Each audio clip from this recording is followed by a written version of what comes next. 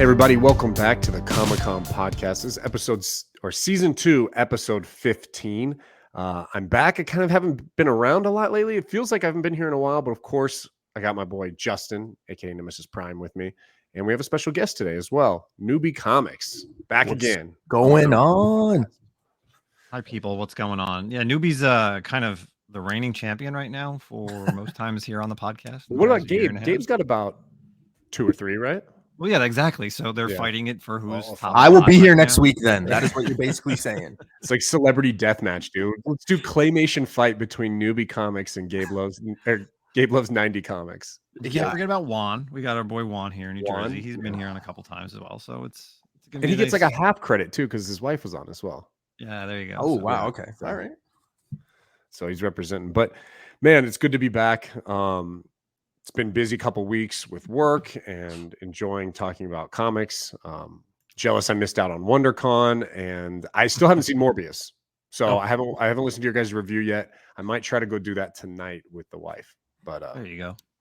Check it out. That's right. We dropped the bonus content this week. Of course, since Zach, like he said, he didn't see it.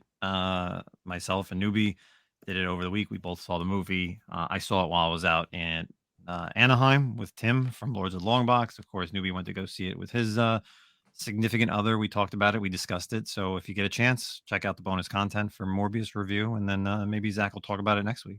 So without saying anything on here, because I can see you guys on the camera, give me a thumbs up or thumbs down on what your opinion is, so I know going into it.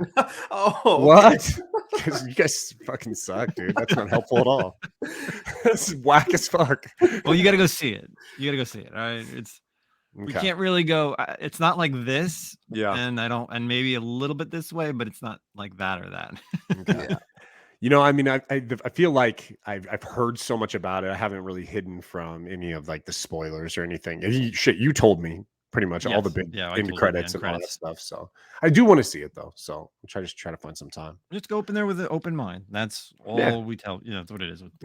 I have an open mind, but I have a closed mind when it comes to the Spelunk universe. I think it's garbage. I can't wait to see Madam Web. It'll be just thrilling. So anyway. Let's get into it. We have a pretty good show today. We're going to talk about some articles like always. We're going to do a mid-season review of Moon Knight. And then obviously we are going to close it out with what we're currently reading. Like I said, we got Newbie Comics here to give us his opinion on Moon Knight and, you know, kind of chime in on the articles we have this week. So it should be fun. So which one we want to go first? Justin, why don't you start with some of the so let's go to the world of comic books. So our first article that just dropped over on newsarama.com.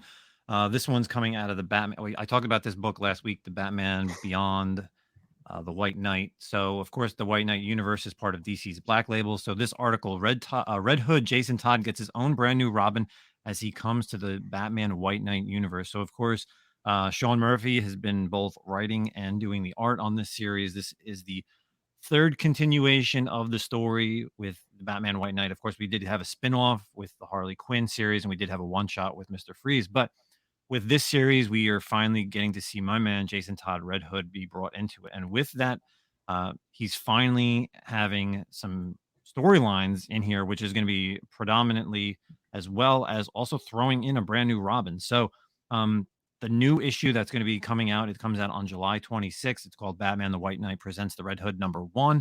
Of course, Sean Murphy doing it.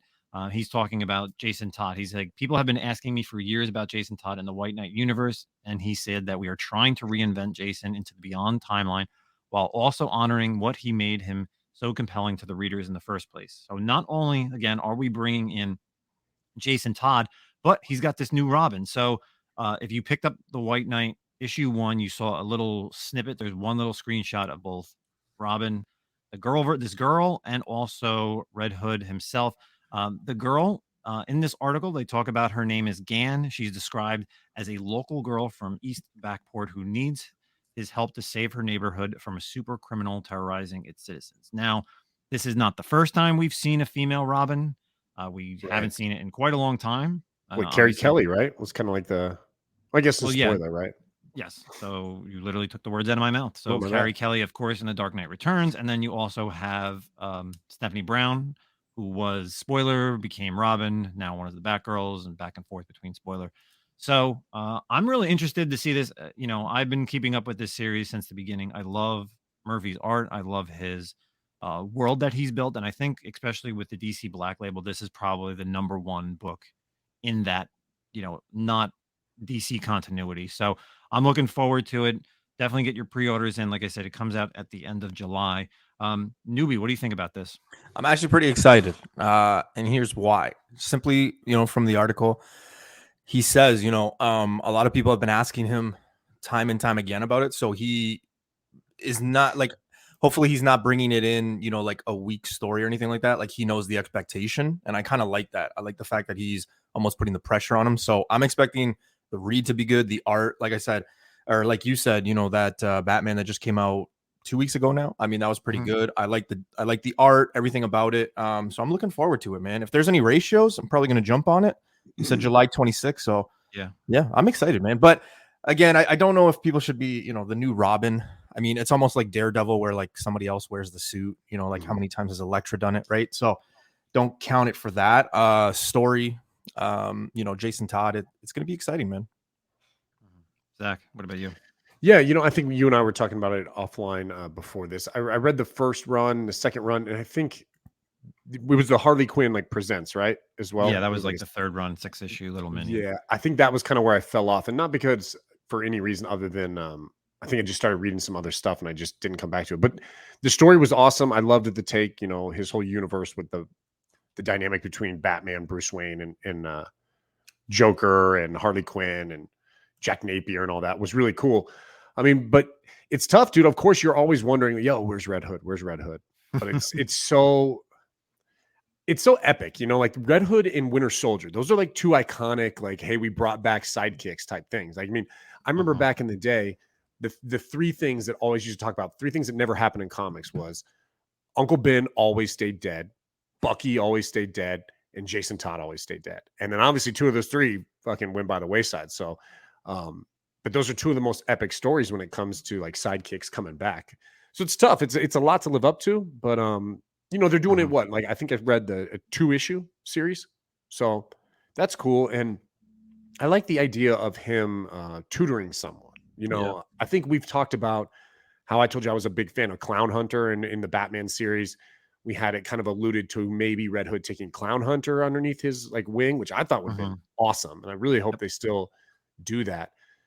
But I think that's kind of it's always been Jason's problem is he's this guy who like needs approval, but also doesn't want approval because he's kind of this rogue, badass kind of guy. But he's always on the outside. So if he has maybe a protege, maybe a little bit more of the family aspect. And I think it's a good dynamic. It'd be cool.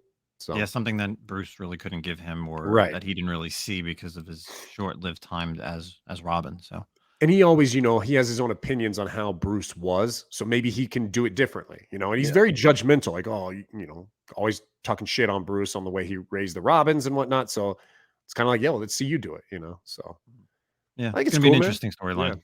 Absolutely. So let's stick with some more comic book news. This one is over at bleedingcool.com. This actually is just posted today on April 14th. So of course, sometimes we always like to talk about print runs as books are ramping up before they're released. So over 150,000 orders for Scotty Young and Kyle Stragman's Twig #1 at Image Comics. So of course, Twig, the next Scotty Young book is close on to final order cutoff, and it's already topping 150,000 copies as pre-orders. Now, whether you're a fan of, I don't know what this thing is, Teletubbies, Fraggle Rock, I forget what Tim says. He's calling this some little thing on acid. But hey, Scotty Young, Scotty Young did the I Hate Fairyland. He's doing, of course, Strange Academy. So that's ending so with that ending, we're getting Twig on the Image. So especially with these higher prints, with them already telling you that the print run, and it's only going to be a 5-issue mini as of right now, but of course that changes with most books, right? With 150,000 already pre-ordered, do you think this is a good book to invest in? Do you think it's something long-term, or do you think, hey, I'll be picking this up in my local comic shop for like 6 months right after the release? Zach, what do you think on that? It's hard. I'm obviously like the the life expectancy on this is, it gets picked up, right? It has to get optioned for something to really spike and move. Obviously, it can hold its own weight in terms of just being a great story and people really like it. But I mean, look at like Kanto as well. Had a kind of was like a slow burn, but obviously getting there as well. And Scotty Young's, very popular and people like it. I think you're kind of in the middle ground, I guess, here. I think it's a worthy gamble. I don't think it's much of a gamble. I don't think you're ever going to lose out on this. I mean, what are the ratio variance going to be, like $20-$25 or something like that, maybe? Yeah, well, between that, see, the issue is obviously even already with 150,000, you do have a lot of these online retailers and even stores that are doing exclusive comics. So, whoever it is, Bird City Comics, Comic Mhm. Mint, Unknown Comics, I've already started seeing a lot of them. I'm not sure, who else is putting out, but I've, obviously following on social media, follow a lot of those online retailers, and they do have these exclusive variants. And then I feel like that's what kills the print run, Right. because obviously they need to order so many copies Yeah. of a book to really get to that, to be able to produce this exclusive variant. So maybe if they limited or didn't have any and it kind of snuck behind, kind of like you said, like with Kanto, I think it's could be a long-term play, but for $4 investment, who cares, Right. right? Newbie, I'm sure you're gonna be talking about this sometime on your YouTube channel, Yep. once the book comes out. So what do you think about Twig? The first thing that came to mind to me, like Zach was just saying, Kanto, and I was reminded by some of my guys, like, hey, Kanto was only 5-issue miniseries too, and look at where that is. But I think we do that compare game with everything, right? Like, look at Something's Killing the Children. We're comparing, oh, this is going to be the next Something's Killing the Children. No, this is going to, we're always comparing. I don't know if you could do that. The whole optioned thing too. I mean, like, what property isn't optioned, right? It just seems like when something comes out, it's optioned, but that doesn't mean anything. That just means like, okay, someone's got, the rights, they're going to do something, and then they put it in this factory. And I always like to think of that Family Guy episode where they got James Woods and they lock him up in the box and then they take him and there's like a million boxes. That's literally what I think of when people are like, it's optioned. Yeah. Can't go wrong. I don't think so. I don't think it's going to be one of those books that you lose money on. Like, if you buy it for cover and then a month later you want to sell it, I mean, I'm sure you could probably sell it because there's going to be somebody with FOMO or somebody who thinks it's going to be something. So I don't think so. But, again, to Zach's point too, I mean, it could be a solid read too. And if that's why people are grabbing it, for sure. Investment, I don't know. I'd have to see it. If I got to pay $15 to get it when it gets hot, I'll bite the tongue and, buy it then. But I'm not going heavy on it. I like it's really interesting. I think it's a type of title that, and I obviously we've really only seen the cover. We've seen Twig himself. I wonder how kid friendly it'll be, right? Yeah, because that's something that could make the option news kind of move even faster, because this could be something that, whether it's on, I'm not saying it's going to be on Disney Plus, but Saturday morning cartoons or some type of streaming services. That's really what it is. We always look at books that come out and optioned is for, us, like older people, stuff that's going to be coming down the line, whether it's on a streaming service or a movie or, a major network series. It's never something for kids, right? Yeah. Who would have thought that Moon Girl Devil Dinosaur was going to be an animated series and it's going to come out like we're getting Twig. So why can't not only older collectors buy it for a simple fact is, hey, yes, it's a great read, but also, hey, if you're in your comic shop, check out Twig. It's a good read. It's not like something that has pornographic images or is like horror at all. It's a cute little like I said, Teletubby. It is that it's interesting to see now. I'm trying to think and rack my brain on this. So, like, obviously Kanto came out, and like you said, it was 1 through 5, and there wasn't all these like exclusive covers and whatnot. And then this book, of course, is coming from Scotty Young, who's acclaimed and whatever. And then you get the community. It's basically the comic book community trying to, kickstart this and up it and make the money on the books and stuff. And does that kill the book though, like price wise? But is it almost like you've overhyped it now? What's the last like little series that it was like that? I'm trying to think of something that was like that, where everyone was like super hot. This is going to be good. And then it was like fizzled and. Psh. I don't know. I can't think of anything. I'm sure we've talked about it here on the podcast because, again, we do. When we talk articles, I like to find those articles that talk about print runs for books. Right. I can't think of what it was, the last one that we did talk about, but probably like House of Slaughter. But House of Slaughter 1 that came out that had an absolute astronomical amount of exclusive variants. And is anybody really talking about that? More people are caring about Something Is Killing the Children than House of Slaughter. Right. Yeah, you can still find the one per store. in some shelves around here. Like I went to a store today after really? work and they have it. Like they have the whole set. Yeah, I'm kind of of the mindset that this might be a like a created commodity here rather than like an earned one, like Kanto or like Something is Killing the Children. You know what I mean? Like this seems like this is very much pushed. I guess if I had to like, if someone asked me like, are you going to do it? Or are you going to invest in this? I probably wouldn't. I'd pick up the #1 issue for like reading value and just like a quick $5. I probably wouldn't pay more than $15 for something. This feels too pushed to me. Like everyone's trying to make this happen, and I feel like that falls on its face typically.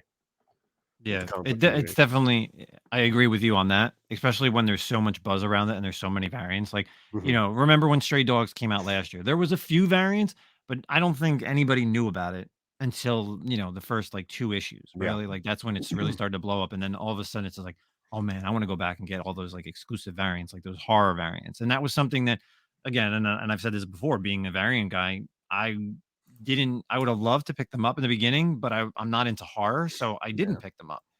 Do I regret it? Absolutely. But then Dog Days came out and everybody who was anybody wanted to do a variant for that, right? And 1 and 2s are still sitting on the shelves. We've talked about it. I wasn't really thrilled with the little spin-off that they did. You know, they didn't need to do it, but you know, we got it because everybody loved it. So it's, you know, money in somebody's pocket. Yeah. Well, we'll see, man. You know, I do like Scotty Young. I'll probably pick it up, check it out. But I don't have any hopes that this is the next. I don't think this is if you're making a call, I don't think this is the next Something is Killing the Children. Or Kanto. Or Kanto. I don't see it. It's like you said though, Zach. When you feel like it's pushed, it's usually not good, man. It's And I kind of like, I don't know if I'm one. I guess I probably am one of those people. I kind of like naturally buck against something like that. Like if you're trying to force that on me, I'm like, okay. Like I'll still go into it fair, and like if it's a good story, I'm like, yo, I really liked it. But like so, and this isn't around those lines, but like Eve, I felt like Eve was underrated, bro. Eve was a great story and had a lot of potential, and that shit fizzled and just didn't like. No one really talked about that. But see, like that's the type of book that could come back. They could, right? Like look at the push. Look at the newest push or last week's push, right? Grim.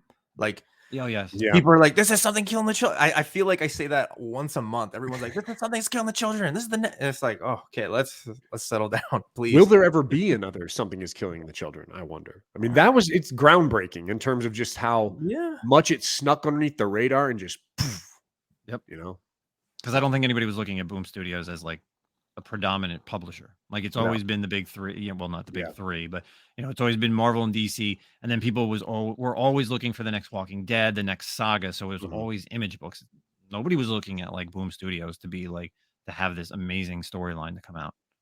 You know, that's true, and it's like I think the mass public, but there were people like us. I loved, honestly, even when I didn't pick up Something is Killing the Children when it first came out. And I don't remember why. I think I was like, oh, it looks interesting, but I kind of wasn't in the horror type mentality at the time. But like when I was during that time, and for years now, my weekly pull list, Boom Studios is always to the front of the line. It's X-Men and Boom Studios books because I felt like the storytelling is by far superior than, you know, it's not fair, I guess, because Marvel and DC, they have these legacy characters, which are you're tied down in a way with those kind of characters. You can't tell fresh stories, but Boom Studios has been crushing it for years, man. You've been sleeping on them even before Something is Killing the Children. You made a mistake. So yeah, absolutely. All right, let's move on to some other articles. Zach, I think you got some movie stuff, right? Yeah. So you know, we talk a lot about obviously Justin, big DC guy here, and with the Batman movie and being the best Batman movie of all time, according to Justin and Darkseid Jedi, and everyone else, I feel like in the universe. We're seeing a resurgence in the DC universe. Obviously, Peacemaker was really good as well. A lot of people like the second Suicide Squad. And we just had big news that Discovery closed its $43 billion deal for Warner Media. So joining one of the largest producers of reality programming with one of the most venerable entertainment brands under the new moniker of Warner Brothers Discovery. So David Zaslav, the CEO of the combined companies and top leadership have been toying with the idea of turning DC into its own solidified content vertical, the sources said. So in a nutshell, this means that, you know, once again, DC is trying to be Marvel, which that's not a shame, dude. Marvel showed you this is what you should be doing. And they just have struggled over and over again with leadership. And so, who knows if this Discovery merger will be the thing that jumps it ahead. The article kind of goes on to talk about how the different ways they're looking to kind of push the DC franchise, and I think they're leaning really heavy into the ideas of taking these second build characters from characters like the Todd Phillips, the Joker, and Margot Robbie's Harley Quinn, and spotlighting them, characters like Peacemaker as well, which please don't tell me you thought he was a second build character. That guy's like a fifth or sixth build character until that show came out, dude. But then as well as they're talking about, the Colin Farrell Penguin and Gotham City Police Force spinoffs. And we've talked about it, a lot here, how it really feels like that's kind of the way to go with DC. You got to do the same thing that Marvel's doing with live action, and then merge the streaming content, the TV shows and stuff like that. So Newbie, what do you think about that? I love it, man. And that might shock a lot of people because people think I'm like more heavy on Marvel, but you're a big Star Wars guy, right? Oh yeah. Huge. But I always feel like you need that friendly competition anyway, like right. If you only had Coke and not Pepsi, if you only had Toaster Strudel and not Eggo, like you just naturally need somebody there to kind of like push you, always bring you up. They're legendary characters. I mean, people love Batman, people love Superman, all these characters. Why not make it? Like you hit on, right? Suicide Squad 2 wasn't that bad. Peacemaker, I went in there with zero expectations, and I can't tell you how many times I laughed my ass off. Yeah. This Batman movie was killer. They need to do something. I've always said too, they have these characters that they could go either way. Like they could make them super dark, just take a spin-off. Like the way they did Phoenix's Joker. If they could have done like a Riddler like that before this movie, or even Aftermath, that would be dope. Or even like a Mr. Freeze, like just make it dark and just like twisted like that. Dude, they got something there. And I'm glad that they're trying to do it. Now, the only sad thing is, right, it's not going to happen tomorrow. It's not going to happen next week. It's not going to happen next year. It's going to take a little bit. So, I can kind of see in a few years, maybe DC being up there. Maybe we talk about it a little bit more, level playing field, but it's going to take some time. Justin, tell us the haters, what's your DC boner? Well, here's the thing. Like, I'm sure there's the haters out there that are like, well, they're just following in Marvel's footsteps and they're too little too late, right? Because I'm sure that's where people are thinking. But you know what? It takes, like Newbie said, it takes a while for things to happen. Remember like in the early 2000s, obviously with DC, they did their New 52. They completely revamped their comic books. And it really took Marvel to do like the new Marvel age or all new Marvel to really get people to come back, right? Because Marvel wasn't like that great going on. So hell, you know what? You figure you have Flash, you have Batgirls in there, you have, obviously they're doing Peacemaker, Black Adam. You have all these movies that are still coming out. They need to really hire someone, and they talk about it in the article. They need a Kevin Feige type of person. So, you know what? Why don't you just hire me? I'll quit my job and I'll be the one on the head of the DC Comics. Okay. The DC comic movies. All right. I've been reading them over the past 30 years. I think I could say, yeah, that's going to be a good movie, or say, no, let's kind of change this. Dude, there's a lot of great. You're putting a spotlight on yourself when you do that, and like all the fans hate your shit. You're going to get murdered. Listen, that's fine. At least they can come to me, because it's the same thing in the Star Wars universe. Everybody hates Kathleen Kennedy because of what she's kind of done with, The Last Jedi and all those movies, and even like Book of Boba Fett. Yeah, Mandalorian was great, but I don't really thank her. I would thank Dave Filoni. Favreau. Yeah, and Favreau. So that's exactly what it is. If someone's going to at least come to hate me, my name, I'm right here. What's tough with DC though is, and it's kind of like I was saying, is they just had so many false starts, right? Yeah. And so you have your big characters like Batman, Superman, Aquaman, Wonder Woman, and some of them have successes and some haven't. So how do you you're never going to get the fan base where it's like, okay, so we're moved on, we're Peacemaker, we're this standalone Batman universe, which I think was a great idea. Leave Batman over there separate, just focus on Batman stuff. But you're always going to hear people wondering, well, where's Henry Cavill? How do you get back to these guys? And it is fun to see these like second and tertiary characters and like the more obscure guys show up. But eventually fandom is always going to want our big three, and Gal Gadot, maybe she has one more in her. Ezra Miller, that guy's probably going to jail soon. Jesus, yeah. I mean, that guy can't stay out of trouble. Warner Brothers just, I can't believe he still has a job at this point. Yeah, I don't know what's going to happen. We haven't seen a Green Lantern. You got Aquaman, but we haven't seen a Green Lantern. Right. Who's the big? I three? want a Green Lantern bad, man. Like I hope they do that justice. Like Stay cosmic with it, man. Do like Guardians of the Galaxy Green Lantern. You know what I mean? And look, there's nothing wrong with following the playbook of Marvel. There's nothing wrong with that. That's what everyone wants. All these, like you, Justin, you said, all these people who are haters, like, oh, you're just trying to do what you want, would do what they did. So what? You want it. You want a shared universe. You want all these characters. What's wrong with that? Like, follow the guidebook. But it also works like and I always relate things to sports because I'm like a huge sports, like jock. And what happens when, football, for example, everybody did the Wildcat. Right? Miami does the Wildcat, everybody does the Wildcat, and then what happens? Okay, RPO comes out. Then Kansas City does RPO, everybody does RPO, and now they do something else, right? It's the same way. Like that way you kind of level up. You bring, okay, you're gonna copy me. Okay, now we find another way to push the envelope, take the step forward. And there's nothing wrong with that. I don't know why people are like, oh, they're copying. It's like, okay, so what? So what? So what? It's good. Some of the stuff they're putting out is good. I mean, like you said, do Peacemaker. Absurd show, fucking absurd show, but great. I still have that image of him fighting or arguing with that old guy. Like I can't. Like, oh my god, yeah, yeah, the neighbor. Yeah, that's hilarious, dude. Yeah, dude. So I hope. I always wish success. I'm a big DC guy too, and then like Justin said, you brought up New 52. I never read DC until Blackest Night, and then they did New 52, and I was like, hell yeah, this is great. I hope DC gets their stuff together, man. There's so much potential there. Black Adam, I hope, does really well. Yeah.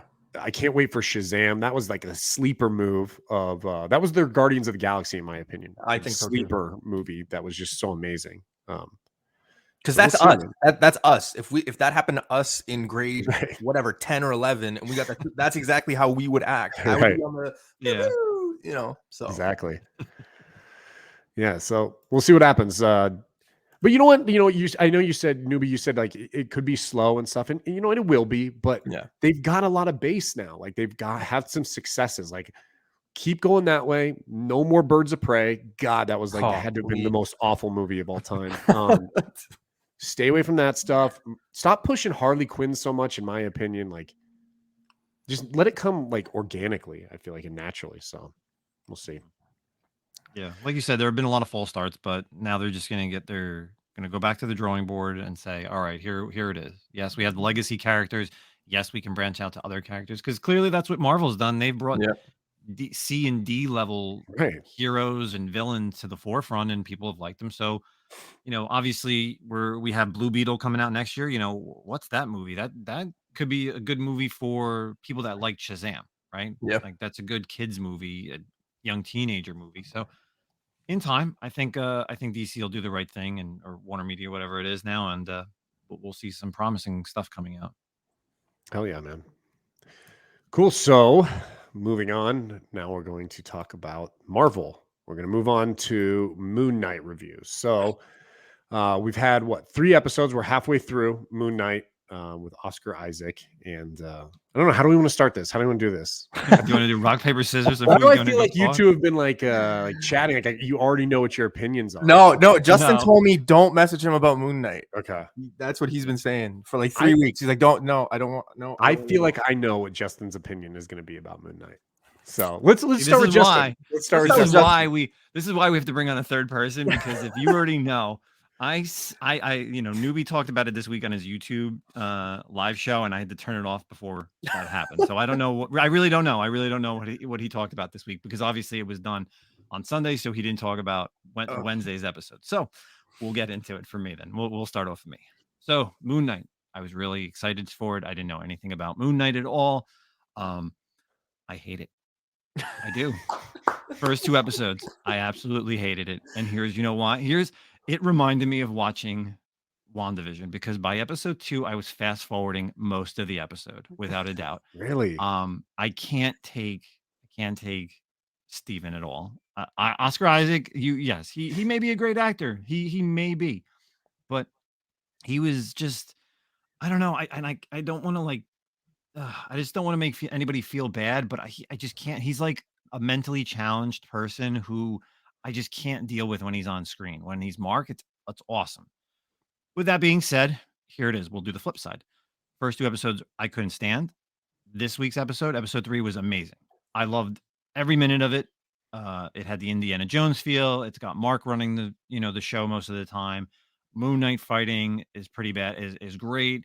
A lot more lore is expanded.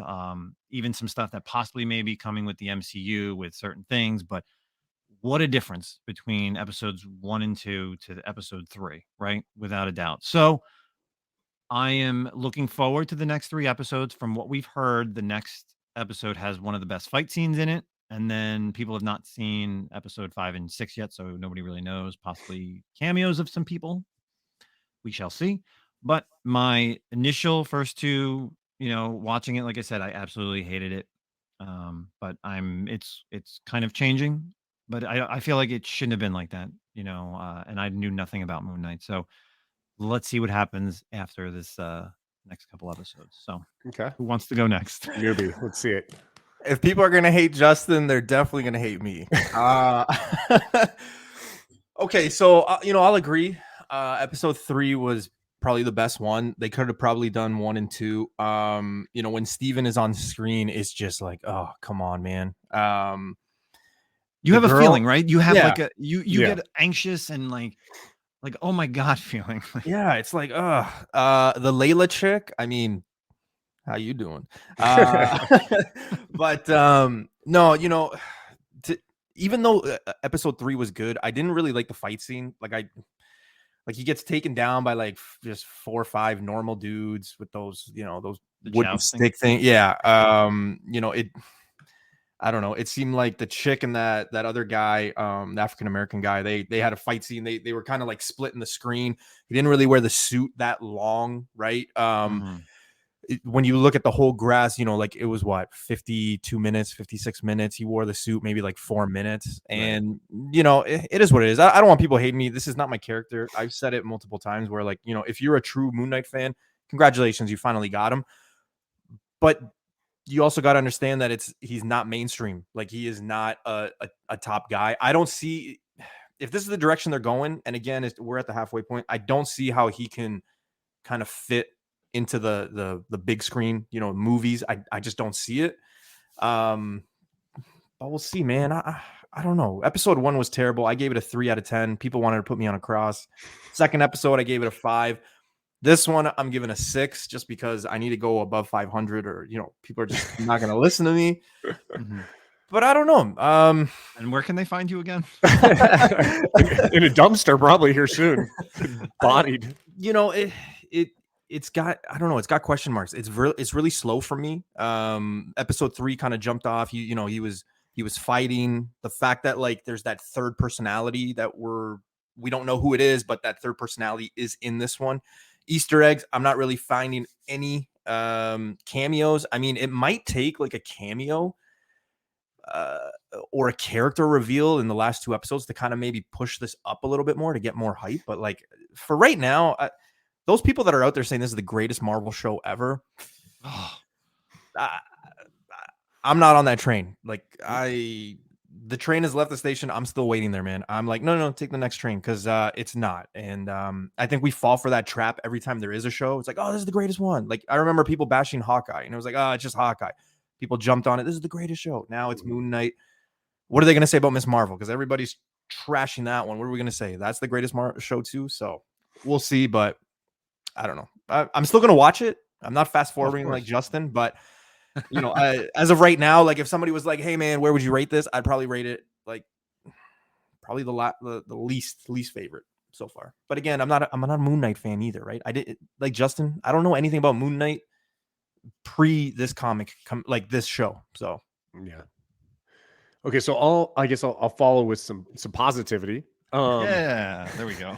So I actually am a Moon Knight fan. I've been a big Moon Knight fan for a while, and but I will be honest with you, I'm not crazy. And we've talked about this before. I haven't liked the more recent iterations. Not the current title right now is great. I love that one.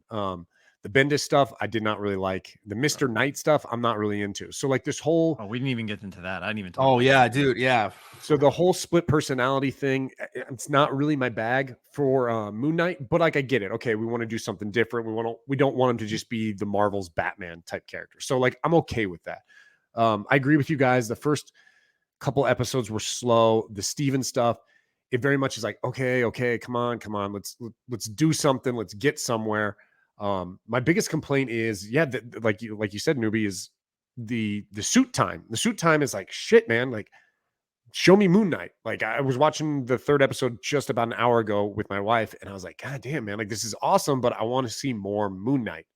And that's been a real big letdown. And moderate spoiler, if you haven't seen this recent episode, like, I don't know, are we even going to get more suit after this episode? Like, how much more are we going to get? So that kind of sucked. I will say that I mean the acting with Oscar Isaac is phenomenal. The dialogue, I think, is crushing it. Like, the dialogue is insane. Even Steven's awkward like conversations, bro, it has me laughing. Like, the dialogue is amazing in this, I feel like. Now, like, the villain, Arthur Harrow, is very one-dimensional right now. He hasn't got like and I love Ethan Hawke. I love Ethan Hawke. And I was really like, okay, cult leader, here we go. I don't feel like they made him creepy enough, though. You know, like, I don't feel like they hyped up this like cult personality creepiness of him to really kind of make him like, God damn, dude, like I might follow that guy. I mean, that's what you want with like a cult leader, right? I like him though. I like his story arc better than Moon Knight's. Like, he was once Khonshu's avatar, Yeah. and then he explains how Khonshu deals with people. He's out for vengeance, that people have already done bad, but with Amit, it's people that are being judged beforehand. Like, I think that's awesome. Like, I think that whole Egyptian thing, obviously, and you see that more with the avatars and the different gods in episode 3, is amazing. And I think Khonshu is awesome too. I always say that too. I think Khonshu is really cool. His conversations, I think his conversations with Steven and also Mark are better than Mark and Steven's conversations. Yeah. At most parts. If you know what I mean. I like the whole Egyptian stuff. I think it's awesome. And I will say, this last episode, I really was kind of like in my head thinking like, damn, you know, it'd be really cool. Not saying I want this, but like a prequel series, or seeing like Arthur Harrow flashback as Moon Knight, or even how did Khonshu, what happened to him, get banished, more of the Egyptian stuff, like show us some of the past would have been really cool. Hey, we may see it. We still got 3 episodes. It doesn't take that much. Either like you said, it could be a 10-minute thing or a 5-minute thing, or yes, give me like a 1-hour movie or 1-hour episode of a prequel. Right. The big thing here though is like we're at 3 episodes, right? We got 3 more. I just don't see where this character continues on. Like, just because of the, uncertain, like if I'm another Avenger, if I'm another superhero, like why am I going to take on this guy that's literally doesn't even know who he is? He's, like that's a big question mark for me. So like, that's why I said, like, I don't, at the beginning of this, I was like, okay, I could totally see Moon Knight, going to join the Avengers. I think everybody had that.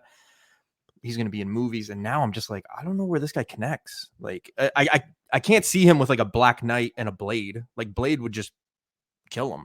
Like, see, I like that. I think the supernatural aspect is like the Midnight Suns, like they've kind of been hinting at and stuff. And that's where I feel like he fits in. Would more so than the Avengers. I don't feel like he fits in on Avengers team at all. But like kind of like a dysfunctional team like the Midnight Suns that aren't really a team. They're just like, hey, probably we came together for this one thing. Yeah. I feel like there's potential there.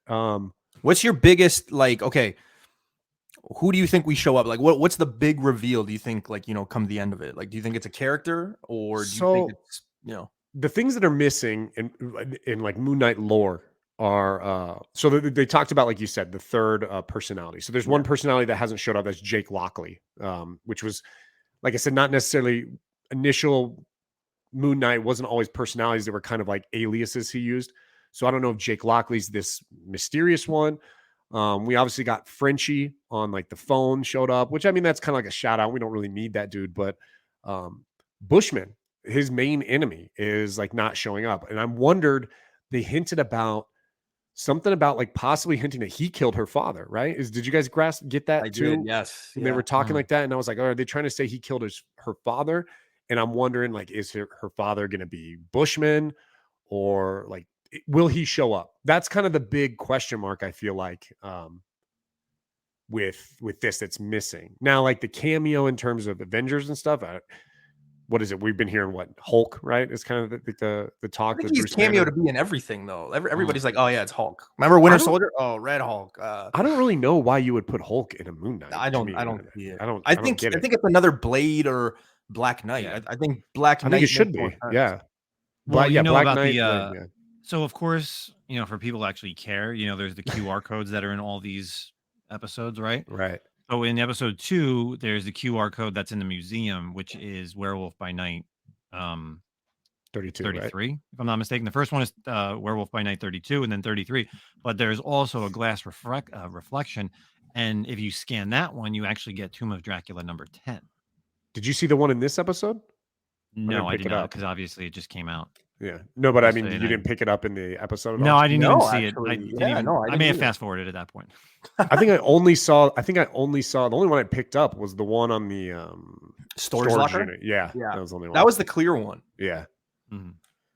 So yeah, I think that's kind of a tease, is, you know, getting Tomb of Dracula 10 as a QR code, kind of. If you're smart enough to think I think it about might that. just be a voice though, like he did in Eternals. I don't think that they would be like, here's Blade for the first time in Moon Knight. Haven't they said credit that scene? Blade's kind of Werewolf by Night possibly is like his first appearance? That special, the Halloween special, they're kind of hinting that might be his first one. But we'll see. I mean, you know what? Look, I don't think it's by far. Who's saying it's the best? I mean, you people are drinking some. You weird don't see Kool-Aid. these commercials, man. You don't see commercials. Oh, what? God. Well, yeah, you don't see like the commercials, or like doesn't doesn't Instagram show you like you know, those like sponsors and ads and stuff? And you don't follow Marvel's like Instagram. It's like I do, but I best feel like they Marvel push show it. yet. Yeah. I feel like they push I'm gonna that send each you them. one though. Yeah. But like even the fight scene, like we all talked about, like there's people that, man, that was the greatest fight scene. I'm like, Yeah, it was average. it was more like Xena throwing her ring there, man. Like either boom Yeah. and back. Like, but again, suit time, and it wasn't epic enough. Like he was getting manhandled by like just 4 normal dudes and this guy named Anton. Come on. Yeah. I'm looking right now. It says it's reported that there's no QR code in episode 3. Okay. So then there you go. But so I wonder if that has to do with I just read something. I kind of totally forgot about this, and hope I'm not trying to be like disrespectful, but I know that they episode 3 they did a big thing because the guy who played Anton died, the Yes. actor. So it was kind of I think maybe they left it out of that for as like a not to Possibly. take away from that. Forgot about But that. it's crazy. Unfortunately, you know, the thing is, so obviously he was Midnight Man in the comics. Can you imagine all the people that were buying his first appearance thinking that those Right. two guys are going to fight, and like that's really all we got in this episode? You know, obviously not to say that because he died that we wouldn't get him more in the other ones, but you know what I mean? Like this episode kind of puts him. That's it. Yeah. You know, there's still time, but I mean, 3 episodes really isn't much. And we obviously, the big thing is, of course, Ahmet is going to get released because you don't just do a whole show like, hey, we're not going to, well, prevent her from getting released. And you never get to see this person or how bad it really is. So you're building up to that. And it kind of doesn't leave a lot for story, it feels like. So I don't know, man. I don't know where it's going to go. Maybe Midnight Suns in the future. I'm not saying it bodes well or it's bad that he hasn't signed for a multi-deal. It's probably smart on Marvel's part not doing that, but I don't know. I like it. I don't love it. I'm hoping it gets better, obviously. I feel like that's with all these shows, right? Like WandaVision, when we talked about it, that's how it was. It wasn't great until the end. You know, Falcon Winter Soldier kind of had that level playing field until the very end. Loki, I think for me, like Kate Bishop was my favorite show. It still Hawkeye is my was the favorite best. show. It's just it's a solid show through every episode. Is just always has a high. It never is like boring. It never feels like it's dragged. And I think the only that's the thing issue. I think the only thing with that one, and I was going into that being like, it's Hawkeye, you know. I think the only thing that's gonna go against that show is the fact that it's Christmas. Like it's a, you know, I can't see people watching that like, you know, July, June, May, like even now, right? Like I think a lot of people kind of try to stay away from that Christmas stuff and the vibe. So people will probably always remember it as like Christmas, a holiday thing. But I You like like that Kate Bishop Layla. one too. You like Layla, but you don't like Haley Steinfeld. Is that what's going Oh, on? I like. Oh, no. I like Haley Steinfeld, man. Oh my. Yeah, Alright. so you were talking about kind of like Easter eggs. So the one I kind of picked up in this, which was awesome, and obviously as an X-Men guy, always gets me excited. It's the second time we've heard it about Madripoor. Kind of gets mentioned again. So you're kind of like, shit, okay, man, more Madripoor. Obviously, that Wolverine. Where are we going with this? Maybe we Are won't we ever get confirming that Wolverine. Wolverine Yeah. in Moon Knight 3? But I do like I like there isn't a lot of connection, but you know what? I don't find that to be a pull away from it. You know, like even Eternals didn't have a ton of Easter eggs in terms of like the Marvel universe. And like I feel like these characters, if you lean too heavy on that, you're going to it's like you're showing you don't have faith in that character to operate. So Yeah. like I kind of like that. I love how it's sorry, I know we're kind of going on about this, but the other thing I've really liked about this, it doesn't take place in New York or in the US. Like it's been in London, it's been in Egypt. Like we have all these superheroes and we're operating all across the world, but somehow we're always in the United States and we're always like right there, or like what was Slovakia or what's the And they never met or they never helped each other out. yeah, right. Like I like that he's over somewhere else. I like that it started in what oh no, it wasn't London, it was France, right? The first couple episodes. So I think that's really cool. I think I enjoyed that aspect of it. So we'll see how it goes, man. Yeah, come to think about it. Yeah, it's probably the only one that's outside of New York. In Eternals, I think might be the only in Shang-Chi, right? Yeah, the more newer stuff has been Newer stuff, outside of the world of New York. Right. It's like, God damn, dude. I'd be moving from With New York. Marvel. Like, I can't live here, dude. Shit's just too That is much. I Marvel, can't live man. here. So, but well, we'll see. You know, so we're sitting on a not horrible, hoping for better, not the best. You're both ranking it as your lowest of the Disney Plus shows so far. Yeah, far. definitely on the mediocre side. I mean, Below I definitely WandaVision. WandaVision was definitely 3 episodes in. I think we It was did a like slog, halfway. bro. 3 episodes in, it hadn't even Yeah, no, no, it's definitely obviously that's WandaVision's definitely on the bottom of for the first half of shows without a doubt, and this would be second. Okay, gotcha. I think it is for everybody. I think, everybody who talked about again, I feel like we're going on a lot about this, but WandaVision, every episode was spec every episode, right? And like nothing really was happening. Like obviously the first 2 episodes were all about like the TVs, and like it's fine. You will like the sitcom stuff, that's great, but it's still dragged. Mhm. Like I forced myself to watch most of those first couple episodes. I'd do it in multiple sittings. And like I said, with Moon Knight episode 2, I just couldn't take it. I was just like fast forwarding it just to get to certain spots. I'm like, all right, I'm sure I don't need. Actually, it's funny. The preview, how they do like previously on. The previously on for episode 3 was better watching just that like 2-minute, maybe even a minute and a half clip of what happened in the first 2 episodes than the first 2 episodes. Like I didn't really need to watch them, to be honest. It's true. Yeah. So. I think the biggest thing too is like when I get feedback from Moon Knight people, they're like, well, you clearly haven't read the Moon Knight. And I'm like, yes, I know. I've literally have already said that like 10 times. I don't know anything about Moon Knight. I haven't read anything Moon Knight. And maybe that's why I don't understand it. But I don't know. To me, I don't think of Moon Knight as anything crazy. And people could say that about Iron Man because that's my guy. But it is what it is, man. I'm happy for all the Moon Knight people that finally get their guy on TV and stuff. Yeah, have fun. Honestly, that's such like a bullshit thing for these people to say, because if they're like, you obviously haven't read Moon Knight. Read volume 1 of Moon Knight. It's nothing like this show. Literally nothing. The origin of Moon Knight is nothing like this show, dude. It's not like revealed till later that the DID situation. So yeah, so they're like, you've obviously never read Moon Knight before Bendis, like 2014. Okay, cool, bro. Neither of you. So that's what you should say to him, bro. Get him, newbie. Don't let him bully you. But I don't know, man. I have hopes. We'll see how it goes. 3 episodes left. Let's close this out. Yeah.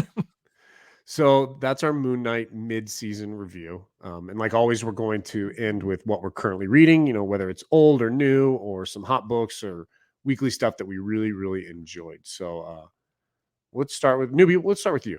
Let's do that. I'm trying to get my hands on everything Riri right now, just before it explodes. November 11th, Black Panther 2, she is confirmed to be in there. So that doesn't leave a lot of room. And then her show kicks off next year. So I'm just trying to, even though I know, I'd say 70% knowledgeable on Riri, there's still more to learn. So I'm just trying to catch everything, all her meetups, anything, Riri related. Right now, I'm getting her and Moon Girl. I'm getting her meetup with a few other people. Got a stack right here. So yeah, just getting ready for a Riri. You obviously haven't read any Riri. Yeah, no, Obviously. You obviously don't know anything about it. That's why I don't like the show. So yeah, right. Justin? So 2 books this week. Of course, honorable mention, Naomi season 2, issue number 2. Of course, the team is back together. Bendis, Walker, and Campbell. Absolutely love Campbell's art, and not J. Scott Campbell, Jamal Campbell. And of course, Bendis writing it. It's good. It's Naomi. It's what I wanted. It's issue 2 kind of brings it. It's kind of like they have some flashbacks to when she was on the Justice League.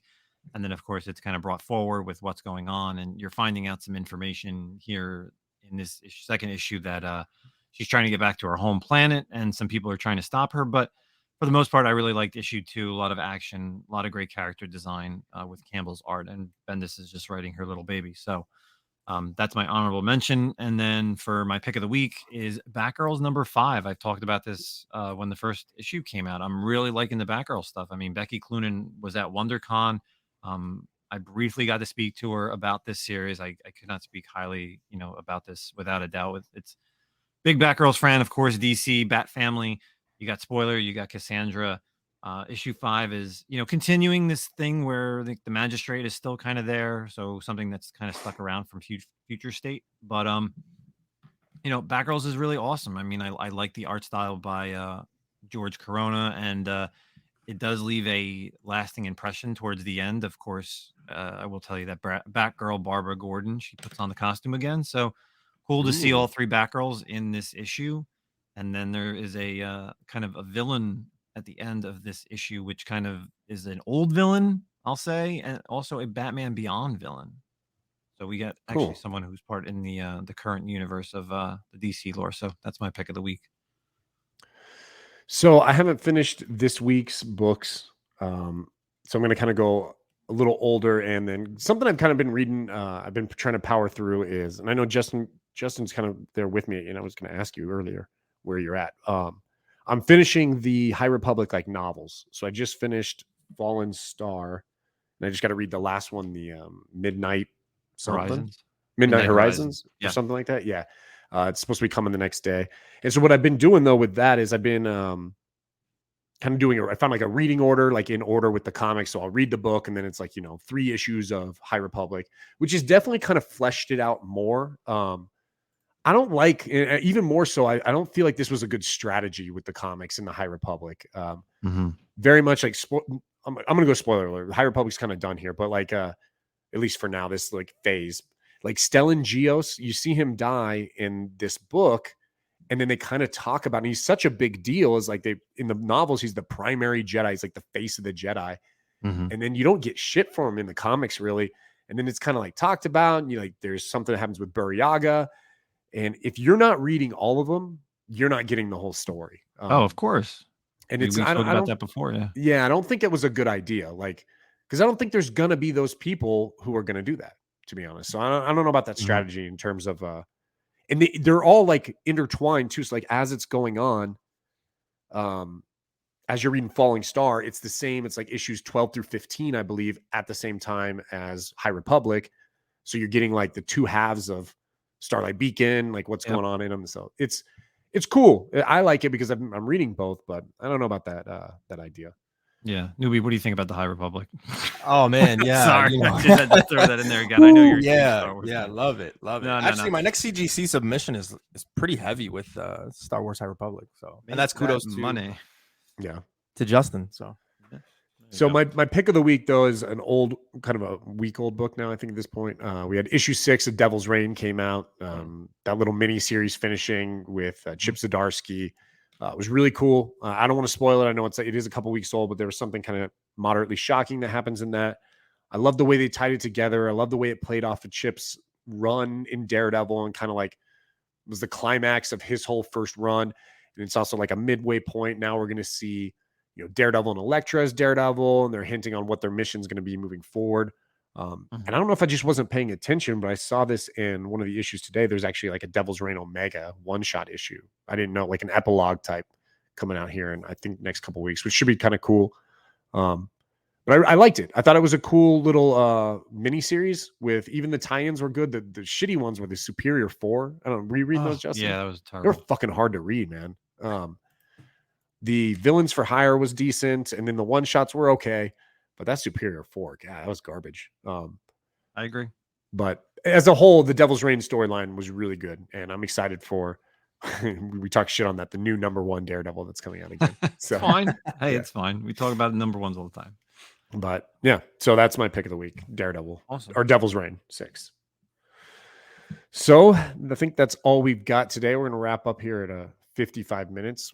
We went on quite a bit, but kept it within our hour frame here. And first off, thanks, Newbie, for coming back. And you have actually, so everyone's going to be listening to this on Friday, but little do you know that you should be, if you have a time machine, go back in time, follow Newbie on Whatnot, because tonight on Thursday, he's going to be doing a show, which is completely unhelpful for you on Friday. But from here on out, you can follow him on Whatnot for future shows. So tell the people where they can find you, both Time Machine in the past and in the future. Listen, I just hope that prompts somebody to build a time machine, Right. and There you then become friends with me. But thanks, man. I appreciate you guys having me on. I love, talking shop with you guys. It's always a blast. Sundays and Tuesdays, 9:35 p.m. Eastern time. Newbieverse, Sunday, New Comic Book Day, comic news and spec, and we do the reviews of either a show or a movie. And then Tuesday is always just up in the air. If you want to talk Star Wars, we're starting to bring that into the show. So come chat, come hang, bring the Coronas. That's usually how we do.